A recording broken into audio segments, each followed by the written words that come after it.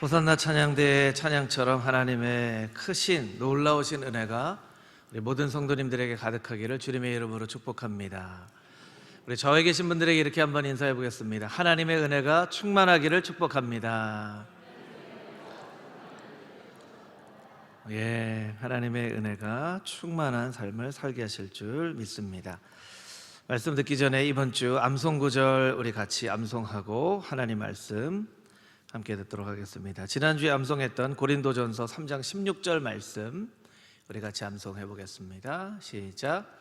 너희는 너희가 하나님의 성전인 것과 하나님의 성령이 너희 안에 계신 것을 알지 못하느냐.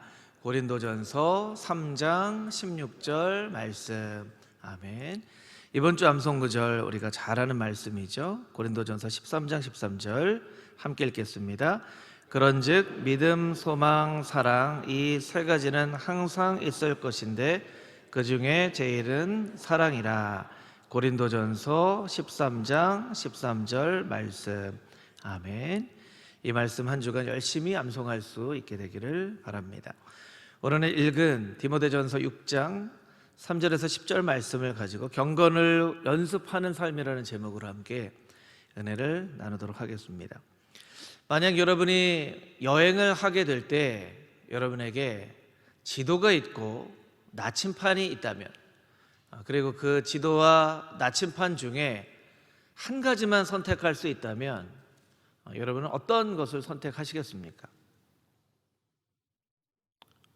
지도를 선택하시겠어요? 나침판을 선택하시겠어요?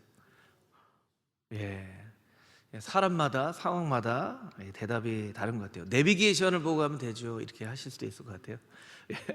내비게이션만 있으면 사실은 다 해결이 되기는 합니다. 이 질문은 사막을 건너는 6가지 방법이라는 책에서 저자인 스티브 도나휴라는 사람이 하는 질문입니다. 이 사람이 굉장히 아주 독특한 사람인데 프랑스 사람이었어요. 프랑스 북부에 아주 기나긴 겨울, 아주 추운 겨울을 겪으면서 어느 한 해는 내가 이제 이 추운 겨울이 너무너무나 지긋지긋하다, 좀 따뜻한 곳으로 갔으면 좋겠다 해서 무작정 남쪽으로 갑니다. 남쪽으로 가서 사막을 건너가게 돼요.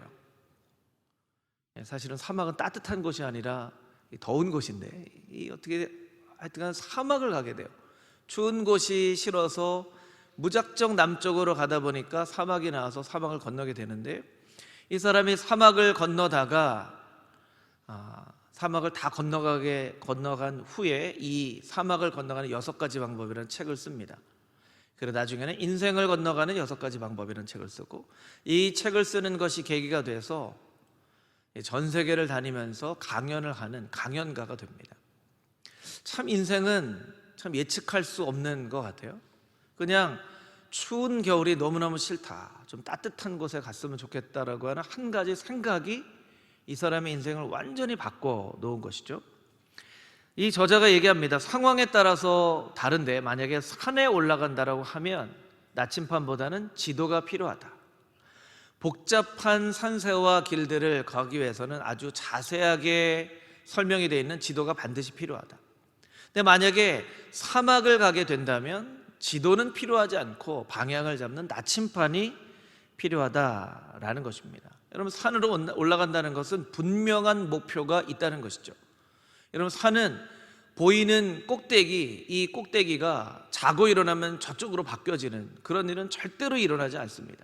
그러니까 분명한 목표를 바라보며 갈 때는 자세하게 안내되어져 있는 그런 지도가 필요하다는 것이죠. 그런데 만약 사막을 여행을 한다고 하면 지도는 별로 필요하지 않고 나침반이 필요하다는 것이죠.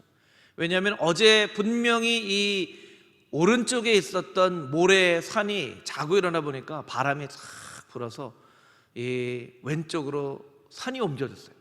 그런 일들이 일어날 수 있는 것이 이 산이거든요.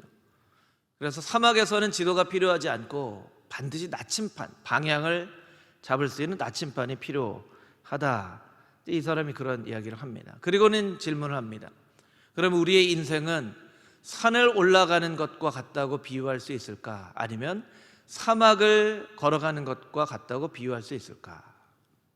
여러분, 만약에 우리의 인생을 비유한다면 산을 올라가는 것과 비슷할까요? 아니면 사막을 가는 것과 우리의 인생이 비슷할까요? 이 저자가 이야기하는 것은 우리의 인생은 사막을 가는 것과 비슷하다라고 이야기를 합니다. 성경도 말씀을 하시죠. 우리의 인생의 길은 광야와 같다, 이렇게 말씀을 하십니다. 광야와 같은 곳을 걸어가기 위해서는 분명한 방향을 정하는 나침판이 필요하다라는 거예요. 왜냐하면 어제 길이었던 것이 오늘 길이 안 되기도 하고, 어제 꽉 막혀 있던 산이 하루아침에 다 사라져버리기도 하는 것이 우리의 인생이기 때문에 우리의 인생을 사막과 같이 비유한다면 나침판이 반드시 필요하다라는 것입니다. 여러분, 우리의 사막 같은 인생에 오직 하나님의 말씀만이, 예수 그리스도의 십자가의 은혜만이 우리 인생의 나침판이 되는 줄 믿습니다. 아멘. 우리 인생은 아무도 예측을 하기 어렵다라는 것이죠. 미래를 예측하는 것이 얼마나 불가능한 일인가. 우리에게 가장 잘 알려져 있는 미래학자인 엘빈 토플러라는 사람이 있습니다. 엘빈 토플러는 제3의 물결, 부의 축적 등의 여러 가지 많은 책을 쓴, 아마 여러 미래학자들이 있지만 가장 잘 많이 알려져 있는 미래학자예요. 미래학자면 미래에 대해서 가장 잘 예측할 수 있는 사람이겠죠. 이 엘빈 토플러라는 사람이 이런 얘기를 합니다. 10년 후를 예측하는 미래에 대해서는 아무도 10년 후의 미래가 어떻게 될지 말할 수 있는 사람이 없다. 참 놀라운 일이죠. 전 세계 가장 유명한 미래학자가 10년 후의 삶에 대해서 이야기할 수 있는 사람은 아무도 없다라고 이야기를 한다는 거예요. 이 사람이 또 이렇게 얘기합니다. 10년 후를 예측하기보다는 공부하는 습관을 배우는 것이 더 중요하다. 미래가 어떻게 되겠습니까? 라고 예측을 하는 것보다는 매일매일 공부하는 습관을 키우는 것이, 공부를 하다 보면 미래에 대한 그런 방향성을 알게 된다는 것이죠. 저는 코로나 바이러스가 전 세계를 위협하고 있는 이 시대 가운데 벌써부터 이런 책들이 나와요. 코로나 이후에 우리의 사회는 어떻게 될 것인가? 코로나 이후에 우리의 신앙은 어떻게 될 것인가? 교회는 어떻게 될 것인가? 자녀 양육은 어떻게 될 것인가? 아니, 코로나가 시작된 지 얼마나 안 되고 아직 끝나지도 않았는데 마치 코로나가 일어날 것을 알고 준비해 온 것처럼 코로나 이후의 삶에 대해서 예측하는 그런 책들이 벌써부터 많이 나왔습니다. 많이 나왔어요. 그 책들을 보면서 코로나 이후의 삶에 대해서 우리가 예측하는 것도 참 필요한 일이지만 그 예측이 너무 성급한 예측이 되어질 수도 있겠다, 이런 생각을 해봅니다. 왜냐하면 어떻게 바뀌어질지 몰라요. 사실은 어떻게 바뀌어질지 아무도 모릅니다. 이 미래학자가 얘기하잖아요. 전 세계의 가장 유명한 미래학자가 10년 후의 삶에 대해서 아무도 말할 수 있는 사람은 없다. 우리 미래의 삶을 이렇게도 저렇게도 예측을 하지만 사실은 아무도 예측을 할 수 없습니다. 코로나가 언제 끝날지도 모르고, 코로나가 끝난 다음에 완전히 치유될지 안 될지도 모르고, 코로나가 우리의 삶을 어떻게 바꿔낼지도 아무도 알지 못하는 것이 우리의 인생이라는 것이죠.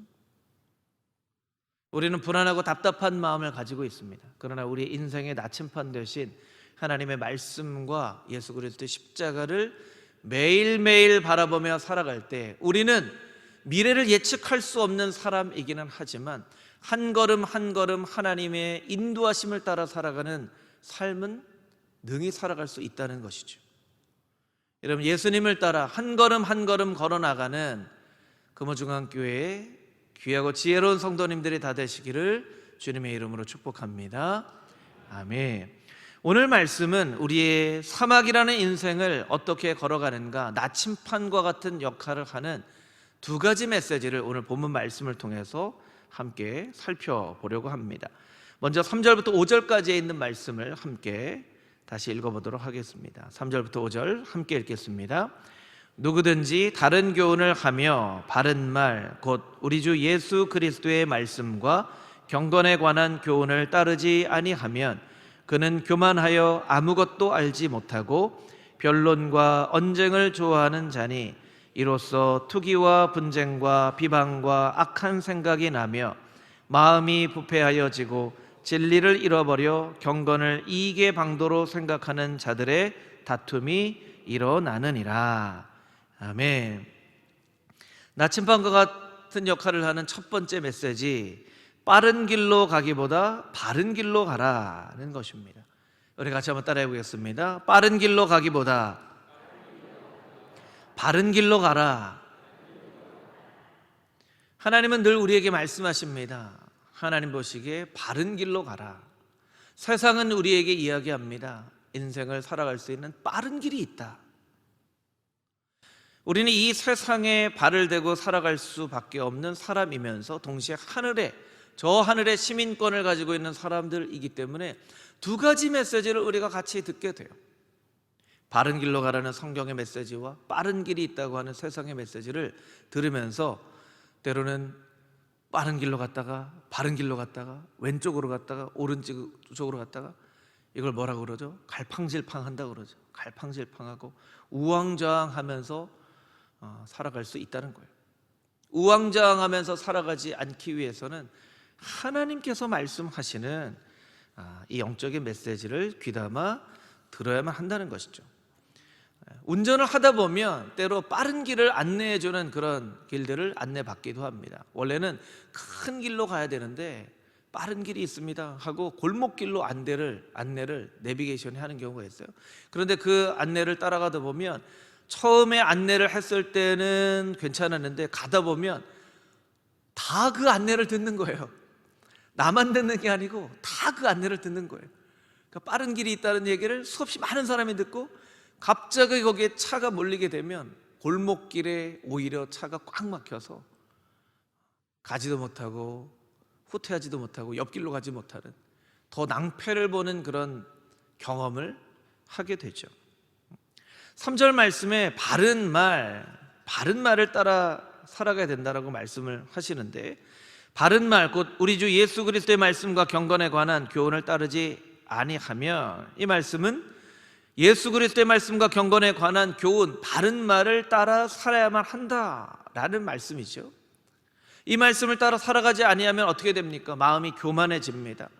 아무것도 알지 못하게 되고 변론과 언쟁을 좋아하게 되고 투기와 분쟁과 비방과 악한 생각이 나고 마음이 부패해져서 진리를 잃어버리게 되는데, 그 마지막 끝은, 최악은 5절 말씀에 있는 것처럼 경건을 이익의 방도로 생각하는 데까지 우리의 삶이 타락하게 된다는 거예요. 말하자면 하나님은 예배의 대상이 되시는데 하나님을 예배의 대상으로 여기지 않고 하나님은 복을 얻는 수단처럼 여기게 되는 일들이 생겨진다는 거예요. 여러분은 오늘 이 자리에 왜 나와 이렇게 앉아 계십니까? 하나님을 예배하기 위해서 나와 앉아 계신 줄 믿습니다.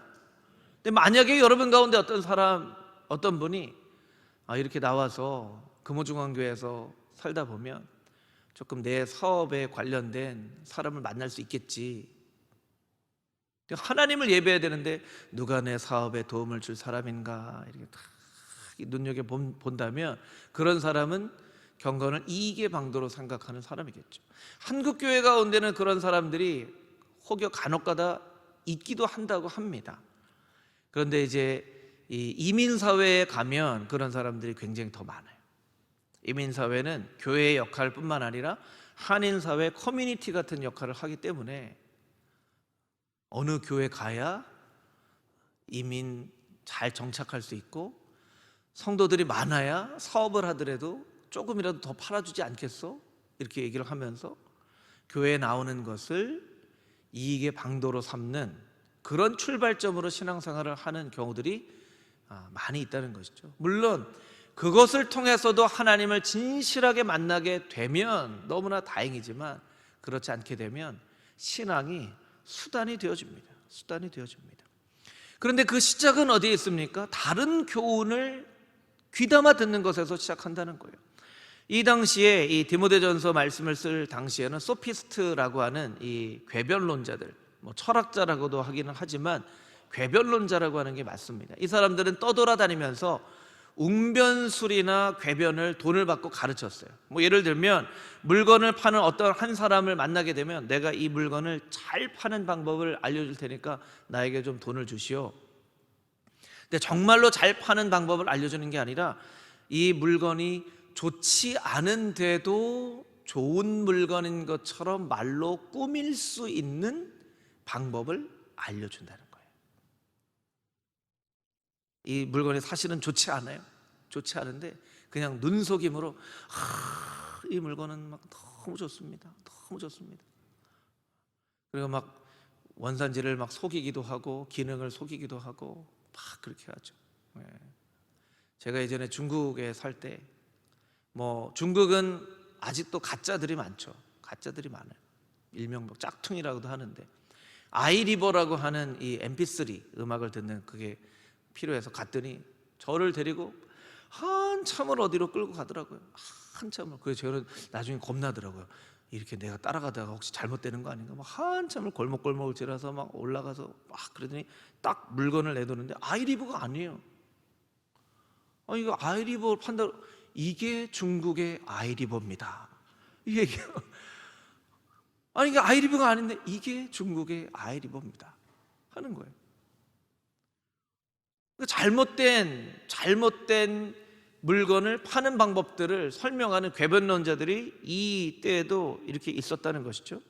근데 신앙에 있어서도 하나님의 말씀을 금방 이해하기 어렵고 하나님의 말씀을 또 설명을 해야 되는 상황에서 그것을 설명하기 위해서 세상의 철학과 궤변을 사용하고자 하는 그런 욕심들이 있었다는 거예요. 복음도 여러분 복음을 이해하는데 하나님의 말씀을 이해하는 데에도 어느 정도의 시간이 필요합니다. 여러분 밥을 짓는데 시간이 필요하죠. 밥을 짓는데 시간이 필요합니다. 아무리 마음이 급하다고 해도 밥을 짓다가 이렇게 자꾸 열어보면 밥이 잘 되나요? 오히려 망치나요? 오히려 망치죠. 밥이 되는 시간이 필요한 거예요. 여러분 콩나물국이나 콩나물찌개를 끓이시면 알지만 콩나물찌개를 너무 빨리 먹고 싶은 마음에 중간에 그 뚜껑을 자꾸 들면 맛이 어떻게 되죠? 비려지죠. 그렇죠. 비려지는 거예요. 아무리 콩나물국을 빨리 먹고 싶더라도 그냥 그 시간이 지날 만큼은 기다려야 돼요. 아무리 쌀이나 벼나 이 풀이 자라게 하고 싶다고 이렇게 키를 쭉 뽑아서 이렇게 쭉 뽑으면 한 3cm쯤 커 보이는 것처럼 보이지만 그거는 오히려 벼를 죽이게 만드는 방법이죠. 여러분 밥도 일정한 시간이 걸리고 국도 일정한 시간이 걸리고 식물도 심어놓으면 일정한 시간이 걸리는데 여러분 복음을 이해하는데 하나님의 말씀을 이해하는데도 일정한 시간이 필요합니다. 그러니까 우리가 빨리 이해하고 싶은 마음이 있더라도 하나님 제가 지금은 이 하나님 말씀을 읽어도 아주 분명하게 이해되지는 않지만 계속 읽고 묵상하고 암송하면 언젠가는 깨달아지는 날이 오겠죠. 하나님 나에게 지혜를 주셔서 지금은 이해가 되지 않지만 언젠가는 깨닫게 되는 날이 오게 하여 주시옵소서 라고 하면서 기다리는 마음으로 하나님의 말씀을 읽어야 그 하나님의 말씀이 깨달아지게 되는데 이걸 빨리 이해하기 위해서 이단들이 사용하는 것 같이 잘못된 비유로 성경에도 물론 비유가 있지만 이단들이 잘못된 비유를 얘기하잖아요. 그 비유를 들으면 마치 이게 딱딱 맞아 떨어지는 것처럼 보여져요. 신천지가 가장 많이 사용하는 것이 비유잖아요. 비유적으로 얘기를 하는 거예요. 잘 설명한다라고 얘기하면서 세상의 이야기들을 복음과 이렇게 섞어서 설명을 하는 것이죠. 근데 참 어려운 일 중에 하나는 이것이 바른 생각인지 바르지 않은 생각인지를 얼핏 봐서는 깨달아 알기 어렵다는 것입니다. 분별하기가 쉽지 않다는 것이죠. 그러면 우리는 반대되는 방법을 우리가 사용을 해봐야 됩니다. 무슨 말씀이냐면 만약에 우리의 마음 가운데 자꾸 언쟁이 일어나고 싸움이 일어나고 누군가를 질투하게 되고 누군가에 대해서 나쁜 말을 나도 모르는 사이에 하게 되고 한다면 혹여 내 마음은 세상에 잘못된 사상이나 생각들이 복음과 함께 뒤섞여져 있는 상태는 아닌지 우리가 스스로를 점검해 봐야만 한다는 거예요. 여러분 혹시 이번 한 주간의 삶 가운데 자꾸 싸움이 일어나고 언쟁이 일어나고 누군가에게 대해서 좋은 말보다는 나쁜 말을 하게 되고 비방하게 되고 악한 마음이 들고 혹시 나도 모르는 사이에 그런 삶을 사신 성도님들이 혹시 이 가운데 계십니까? 우리의 마음을 잘 돌아봐야 돼요. 진리와 함께 다른 세상의 생각들이 섞여져 있지는 않은지 우리의 마음을 잘 돌아봐야만 한다는 것이죠. 요새 젊은이들 사이에서 가장 많은 관심은 얼마나 빨리 돈을 벌고 얼마나 빨리 성공하느냐 하는 것입니다. 빨리 돈을 벌고 싶어요. 빨리 출세를 하고 싶어 합니다. 예전에는 누가 뭐 정해놓지는 않았지만 이렇게 나이가 어느 정도 먹어가면서 우리가 삶 가운데 어느 정도 나이가 되면 결혼을 하고 어느 정도 나이가 되면 회사에 들어가고 어느 정도 나이가 될 때 뭐 차를 사고 집을 사고 뭐 이런 대략적인 그런 것들이 있었어요. 그런데 세상이 하도 빠르게 변하다 보니까 나랑 비슷하게 입사한 것 같은데 나보다 더 좋은 차를 타고 좋은 집을 샀다는 거예요. 그러면 막 나는 왜 뭐가 부족해서 하면서 빨리 더 무언가를 얻으려고 하는 것이죠. 이 세상에 나와 있는 그런 뉴스들 가운데는 그렇게 빨리 돈을 벌고 빨리 출세하고자 하는 잘못된 욕심 때문에 인생에 하지 말아야 될 잘못을 한 젊은 사람들의 그런 이야기들이 뉴스에 종종 올라오게 되죠. 뭐 이것과는 조금 관련이 없을 수도 있지만 제가 지난번에 국회의원 선거를 보면서 조금 제 생각 가운데 이 세상이 많이 바뀌었구나 라고 생각이 들었던 부분이 있어요. 젊은 사람들이 국회의원으로 생각보다 많이 뽑혔다는 거예요. 여러분 지난번 국회의원 선거에서 가장 젊은 국회의원으로 뽑힌 사람은 몇 살인지 여러분 아세요? 27살이에요. 27살. 27살 자녀를 둔 부모님들도 계실 텐데 국회의원이 됐어요. 20대, 30대, 2030 세대의 국회의원들이 13명이나 됩니다. 13명이나 돼요. 저는 분명 젊은 사람들의 의견도 젊은 사람들의 삶도 대변해 줄 수 있는 사람들이 필요하고 그런 사람들이 그런 역할을 하리라고 기대를 하지만 반대편에 걱정이 드는 것은 이제 저도 좀 기성세대가 되어 가고 있는지 모르겠어요. 27살 국회의원이 그러다 보니까 전직 프로게이머더라고요.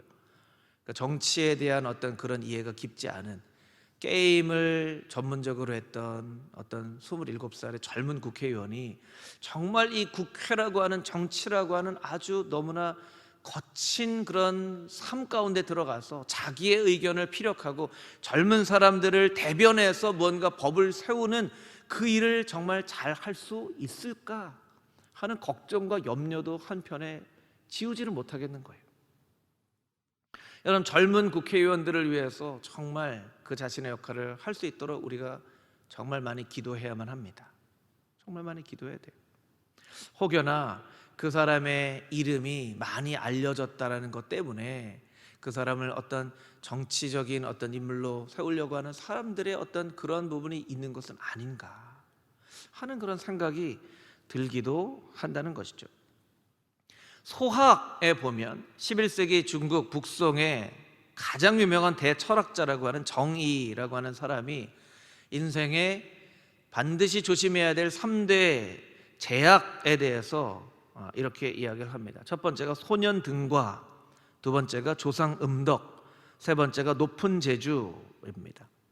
이것을 이제 사람들이 조금 자기에 맞게 바꿔서 뭐 이런 얘기를 하죠. 소년 출세다, 뭐 중년에 갈라서는 일이다, 이혼이다, 노년 빈곤이다, 노년에 돈이 없는 것이다, 이렇게 얘기를 하기도 하지만 이건 그냥 사람들이 만들어낸 것이고요. 원래는 소학에 나오는 이야기입니다. 소년등과 조상음덕, 높은 재주. 근데 이 세 가지를 보면요, 이게 사실은 악이 아니에요. 여러분 젊은 나이에 출세하고 자신의 이름을 나타내는 것은 자랑할 만한 일이죠. 기뻐할 만한 일입니다.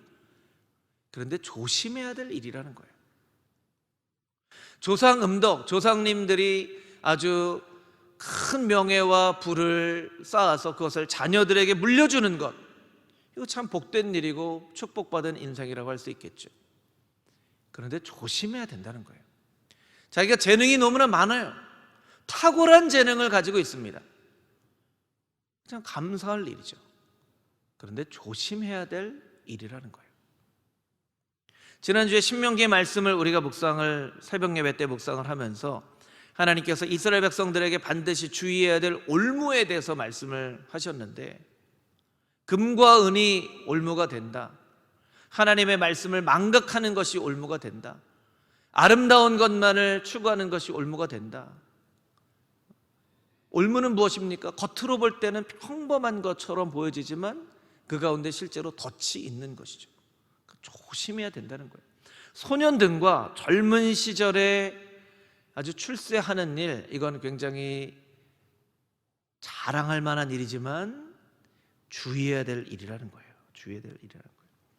그래서 여러분의 자녀 손들을 위해서 기도할 때 빨리 출세하고 빨리 직장을 잡고 빨리 졸업하고 뭔가 빨리 세상에 나아가서 정착하고, 여러분 자녀 손들을 위해서 기도할 때 빠른 길을 가는 사람 되게 해달라고 기도하지 말고 하나님 보시기에 바른 길을 걸어가는 사람 되게 해달라고 기도할 수 있는 그런 금호중앙의 모든 성도님들이 다 되시기를 주님의 이름으로 축복합니다. 아멘. 두 번째 메시지입니다. 6절부터 10절까지에 있는 말씀 우리 다시 한번 읽어보도록 하겠습니다. 6절부터 10절 말씀 함께 읽겠습니다. 시작.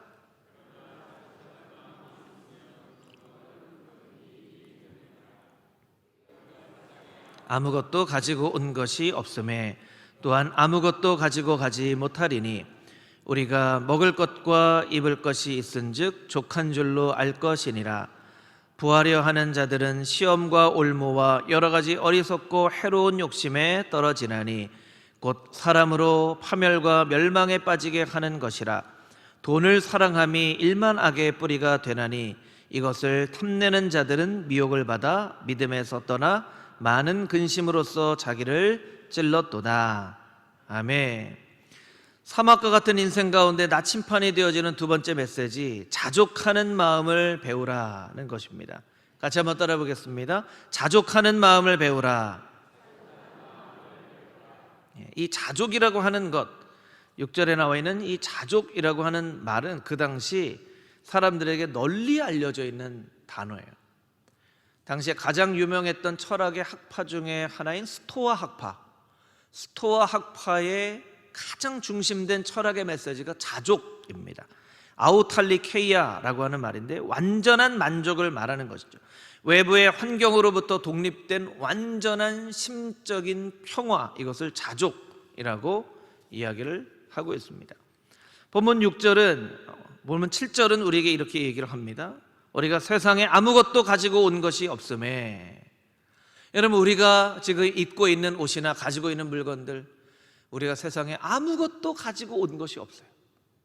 아무것도 가지고 온 것이 없어요. 스마트폰을 예를 들면요, 여러분 스마트폰 다 가지고 계시죠? 스마트폰 없으면 못 사는 세상이 됐죠? 그렇죠? 근데 잘 생각해 보면요, 스마트폰이 없었을 때가 더 행복했나요? 스마트폰이 있고 난 다음이 더 행복했나요? 없을 때가 더 행복한 그런 때가 있는 것 같아요. 지금 생각해 보면 예전에 스마트폰 없이 어떻게 살았을까?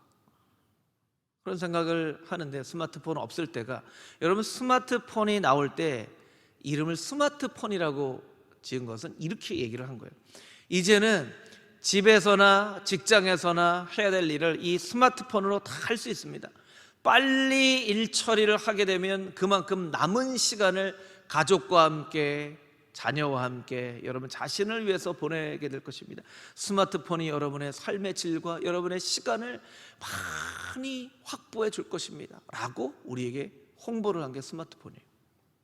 근데 생각해 보면요, 스마트폰 생기고 나서 더 시간이 없어진 것 같아요. 더 빨리빨리 일 처리를 해서 시간이 많아질 줄 알았는데요, 빨리빨리 일 처리를 하다 보니까 더 많은 일들을 하게 되는 거예요. 더 많은 일들을 하게 돼요.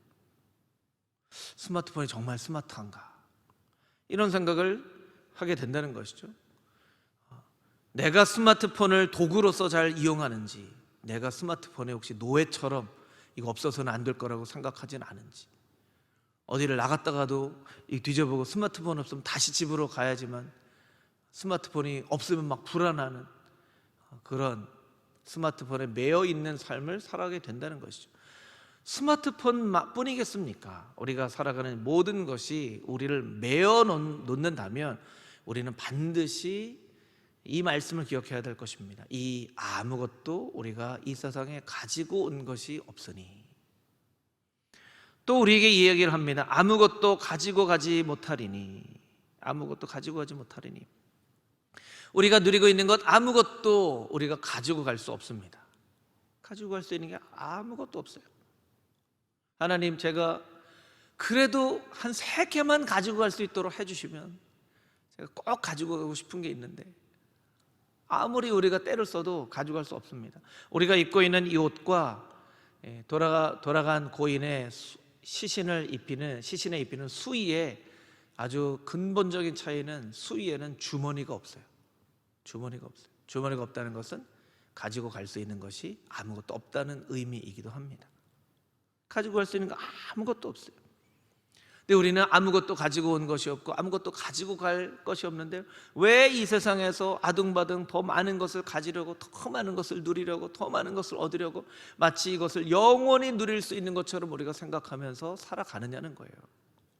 그런데 이 철학자들이 말하는 이 자족은, 이 물질로부터의 완전한 자유를 이야기를 한다면 성경에서 말씀하시는 이 자족은 조금 그 의미가 다르다는 거예요. 성경에서 말씀하시는 자족은 하나님과 교제함으로 얻어지는 경건한 마음을 의미합니다.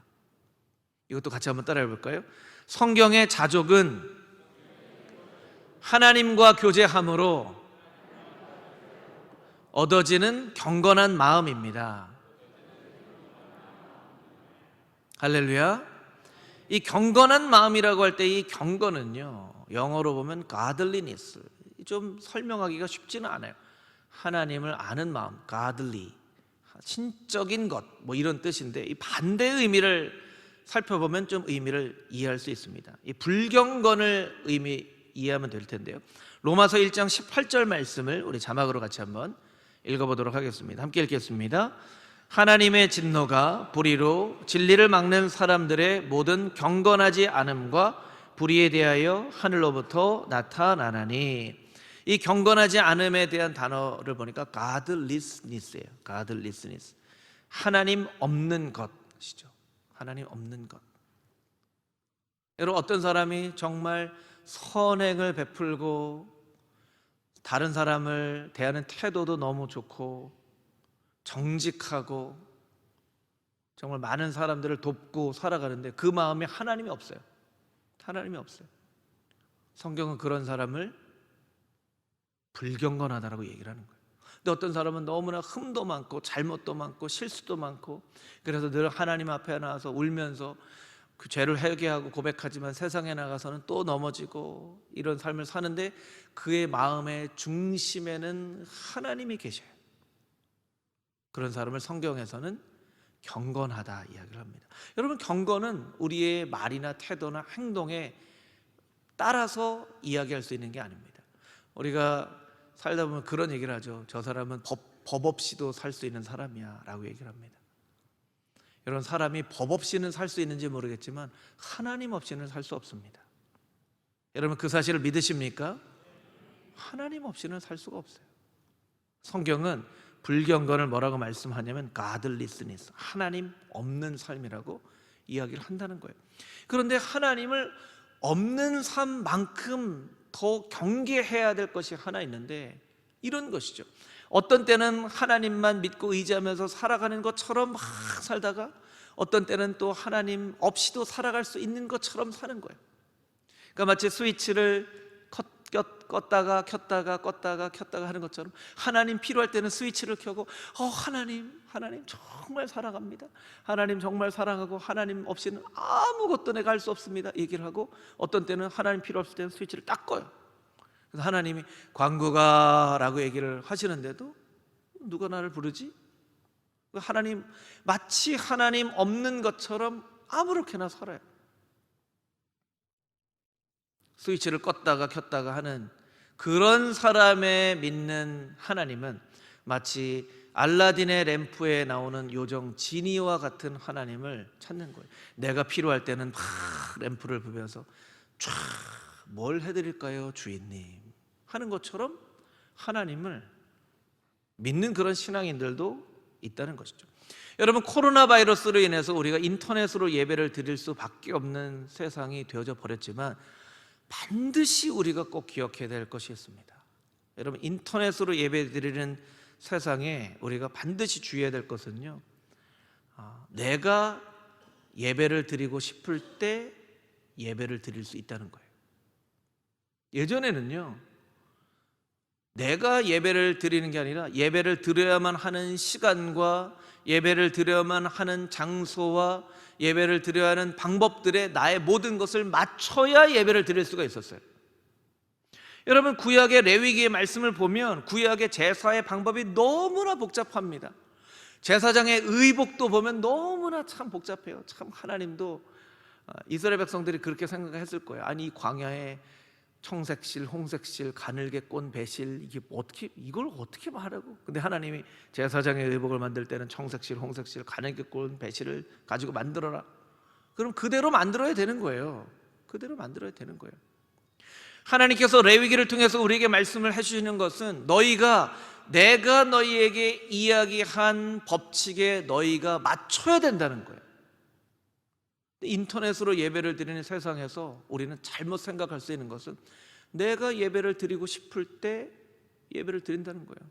11시에 예배를 드리게 됐는데 11시에 예배를 드리려고 하는데 오늘 막 비가 막 내리잖아요. 비가 내리면 마음이 좀 싱숭생숭하죠.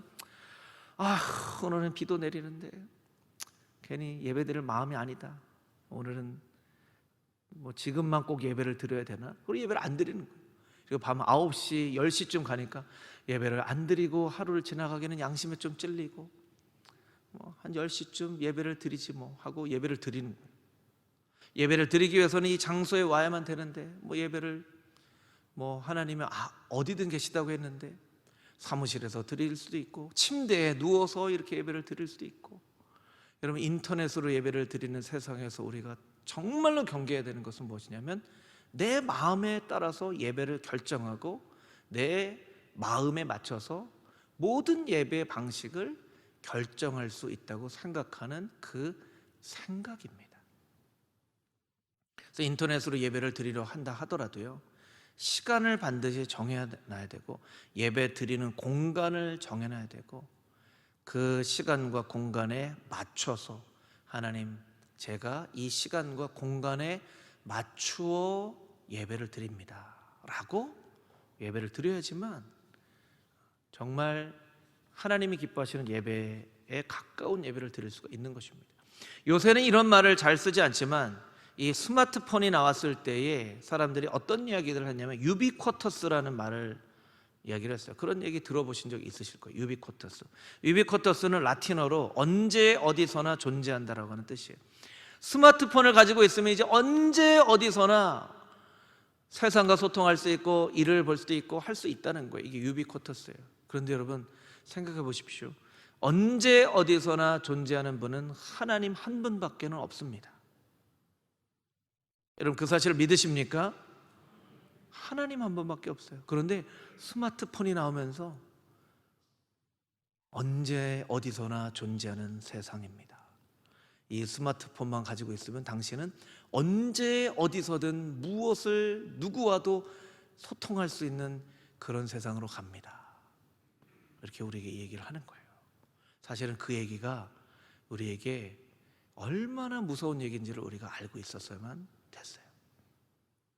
근데 우리는 그것을 이게 하나님에게만 표현할 수 있는 말이라는 것을 잊어버리고 이게 그냥 스마트하구나, 참 편리하구나 라고 우리가 받아들이게 된 것입니다.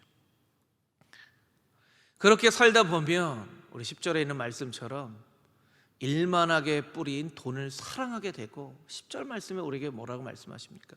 우리에게 우리 스스로를 찌르는, 돈이 우리를 부유하게 만들어주고 돈이 우리를 자유롭게 만들어주는 것이 아니라 돈이 우리를 더 불쌍하게 만들고 불행하게 만드는 그런 시대로 살아가게 된다는 것입니다. 미국의 억만장자 중에 한 명인 대표적인 억만장자인데 하워드 휴즈라는 사람이 있어요. 여러분 헐리우드 어디 있는지 아시죠? 헐리우드. LA는 헐리우드, 영화 산업의 메카인 헐리우드이요. 하워드 휴즈가 계획한 거예요. 하워드 휴즈가 계획한 사업 중에 하나가 헐리우드이에요. 그러니까 헐리우드라고 하는 어마어마한 그런 사회를 만든 사람이니까 이 사람이 얼마나 대단한 사람이겠습니까? 이 사람은 ABC라는 방송국을 가지고 있고요, TWA라고 하는 항공사도 가지고 있어요. 정말 돈을 어마어마하게 많은 가지고 있는 사람인데, 기자가 그 하워드 휴즈에게 물어봤습니다. 선생님, 사람이 행복해지려면 얼마 정도의 돈을 벌어야 행복해질 수 있다고 생각하십니까? 이 사람의 대답이 이렇습니다. 사람이 행복해지려면 무조건 지금보다는 더 벌어야 된다. 무조건 지금보다는 더 벌어야 된다. 행복하려면 얼마를 가지고 있든지 지금보다 무조건 더 벌어라. 그래야 행복해진다. 여러분, 이 사람 장례식이에요. 조문객이 10명 왔다고 합니다. 10명 왔대요. 세계 억만장자의 장례식에 그 사람의 죽음을 애도하는 사람이 10명이 왔다는 기록이 있어요. 이 사람의 인생은 정말 행복한 인생일까요? 세상에 모든 것을 다 가지고 있는 사람이었지만 복음을 위하여 모든 것을 배설물로 버렸던 사도 바울은 우리에게 이렇게 고백을 하고 있습니다. 우리 마지막으로 사도 바울의 고백을 말씀으로 같이 읽고 설교를 마치도록 하겠습니다. 빌립보서 4장 11절에서 13절 말씀입니다. 우리 한 목소리로 읽겠습니다. 내가 궁핍함으로 말하는 것이 아니니라. 어떠한 형편에든지 나는 자족하기를 배웠노니 나는 비천에 처할 줄도 알고 풍부에 처할 줄도 알아. 모든 일 곧 배부름과 배고픔과 풍부와 궁핍에도 처할 줄 아는 일체의 비결을 배웠노라.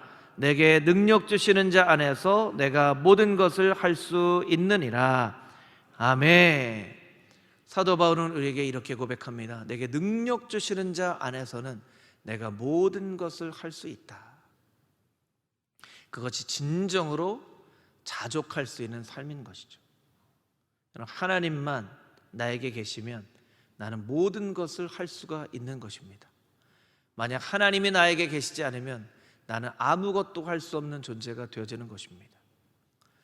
광야와 같은 사막과 같은 세상에서 하나님으로만 만족하는 그 자족하는 삶을 배워 인생의 방향을 잃어버리지 않고 분명한 나침판을 바라보며 행복의 길로, 거룩의 길로 걸어갈 수 있는 금호중앙의 모든 성도님들이 다 되시기를 주님의 이름으로 축복합니다. 아멘.